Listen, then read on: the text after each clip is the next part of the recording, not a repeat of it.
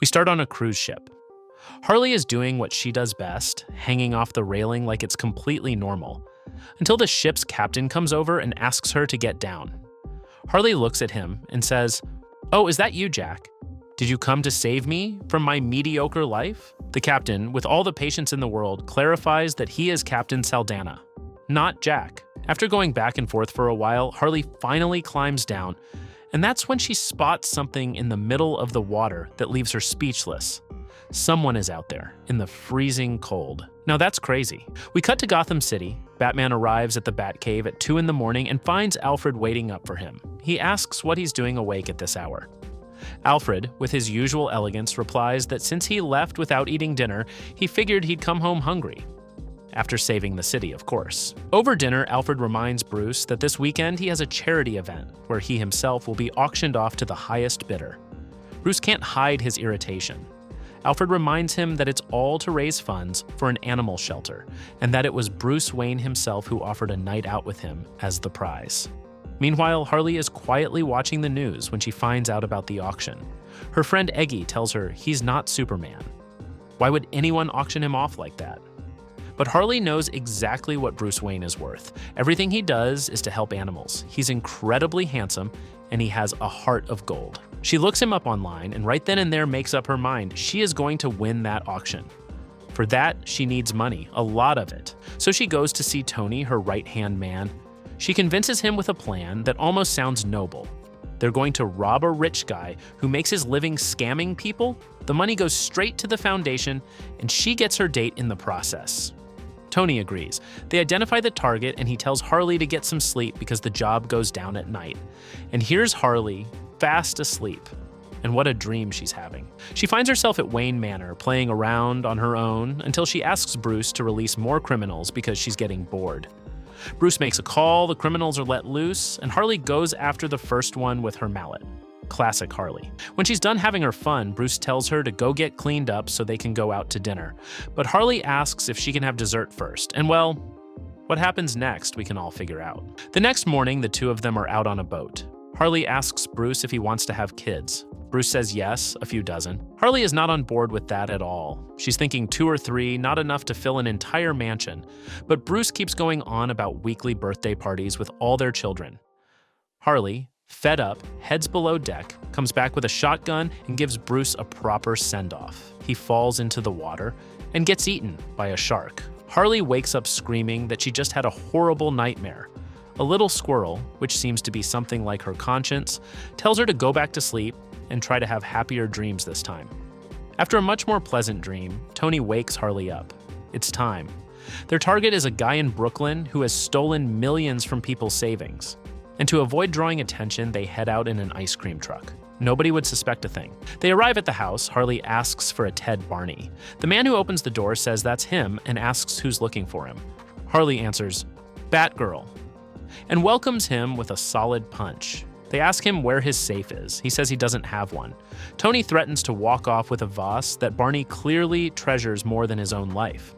And just like that, Barney admits the money is under the mattress. Millions of it. Harley knows perfectly well that Barney can't report them because he'd have to explain where all that money came from. Before they leave, they put the vase over his head and Harley smashes it. And on the way back in the ice cream truck, Harley explains to Tony that she gave Barney 48 hours to return every dollar he stole to the people he took it from. If he didn't comply, she'd force him to marry her so they could be together forever. Tony isn't sure whether to believe her, and maybe for good reason, because Harley admits she may have just pulled out her mallet and crushed his hands until he told her where his wife's jewelry was hidden. On the other side of town, a group of marine creature activists are riding a cab to the Foundation's event. Their plan is to get hold of the funds to build a new aquarium. They couldn't care less about dogs and cats. The moment the cab driver hears that, he kicks them out on the spot. But Carp isn't worried. He takes a special formula that lets him leap incredible distances, and they make it to the event just fine. Harley also arrives at the event rocking her new dress. Just as an old man is trying to flirt with her, the host announces that the auction is about to begin. The bids start climbing fast. $200, $5,000, $100,000, $200,000, $300,000, $500,000. Harley has no idea exactly how much she has, so she calls Tony on the spot. He tells her she has $1,100,000. She throws out the offer, and just as another woman is about to top it, Harley grabs her by the neck, and that settles it. Harley wins the auction and walks up to Bruce, introducing herself as Dr. Harley Quinzel. Bruce looks at her surprised with no idea what to expect from her. But the night doesn't end quietly. When Tony arrives to hand over the money, a group of fish-suited men show up, identifying themselves as the Carp and his sidekick, Robin. Carp orders Robin to rob everyone in the room of their wallets and jewelry. Harley tells Bruce to stay calm. She's got this. She grabs a microphone and smashes Robin right where it hurts most. But then Carp shows up and fires a net gun at her. Harley, tangled up, screams that when she gets out, she's going to destroy him. What she didn't know is that it wasn't just a net. It was an electric net. Tony tries to protect Bruce, but Carp fires a pufferfish toxin at them. It won't kill them, but it'll leave them paralyzed and hallucinating in a dreamlike state. Bruce can't stay awake, and in his dream, he wakes up. He's in the Batcave with Harley, who is pointing knives at him, because apparently, while he was sleeping, he was calling out women's names. She wants answers. After going back and forth, Harley reminds him they've been married for a week and that Commissioner Gordon, called to say Catwoman, stole an ancient statue from a museum. Bruce asks about Alfred. Harley tells him she fired him yesterday, and when they head down to the Batcave, Bruce notices something strange. Where Robin's name used to be on the suit, it now says Harley. She explains that Robin is all grown up now and that she is his new partner. They take the Batmobile. Fireworks light up the sky. Harley remembers they're for Superman's birthday, and just like that, Bruce wakes up. Nightmare over. But the real situation isn't much better. He's tied up. Carp appears in front of him. Bruce, completely calm, tells him this isn't the first time he's found himself in a situation like this, and that someone must have already made a deal with him for the ransom. He asks who it was. Carp answers his girlfriend. The moment she saw the news, she reached out to them. Meanwhile, Harley is with Poison Ivy, who has already tracked down the kidnappers. They're in an aquarium. Her friends want to come along and help, but Harley goes alone. She arrives at the aquarium, passes the seals, gets to where the beluga whale is. And well, she stops for a little swim with him. Bruce can wait. Back inside the aquarium, the fishmen explain to Bruce that everything they did was to raise funds for a new aquarium and protect endangered species. Bruce listens and tells them he has a lot of money, that if they untie him, the Wayne Foundation will back the project. He gives them his word. Before Carp can respond, a cloud of tear gas fills the room. It's Harley Quinn.